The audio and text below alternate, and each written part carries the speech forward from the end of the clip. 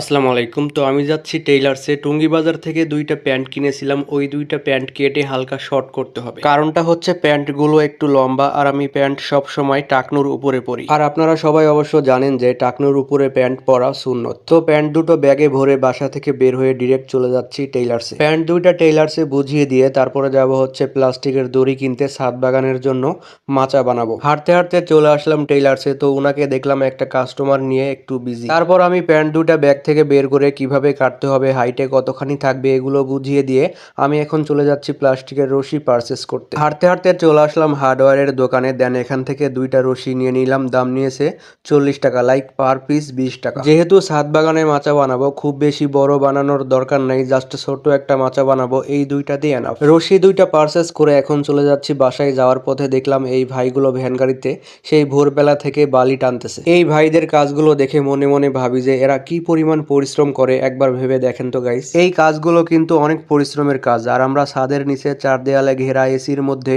কত সুখের চাকরি করি। এনিওয়ে, তো রশিগুলো নিয়ে অলমোস্ট বাসার কাছাকাছি এসে পরিস্থিতি। দেন বাসায় এসে ছাদে উঠে ছাদ বাগানের জন্য অলরেডি মাচা বানানো স্টার্ট করে দিয়েছি। মাচাটা বেশি বড় বানাবো না, যেহেতু ছোট্ট একটা বরবটির গাছ আর একটা লাউ গাছ আছে, এই ২টা গাছের জন্যই জাস্ট মাচাটা বানানো। তাছাড়া আরো অন্যান্য গাছ লাগানো আছে, ড্রাগন গাছ, পুঁই শাক, ধনিয়া পাতা সহ আরো কিছু গাছ লাগানো আছে এই ছাদ বাগানে। তো এরপর চিন্তা করতেছি যে যেই শাকসবজিগুলো শর্টকাটে চাষ করা যায় সেগুলোই শুধু চাষ করব, আর যেগুলো বড় আকারে বেশি জায়গা লাগে সেগুলো অ্যাভয়েড করব। তো থ্যাঙ্কস ফর ওয়াচিং, দেখা হচ্ছে নেক্সট ভিডিওতে। আল্লাহ হাফেজ, টেক কেয়ার।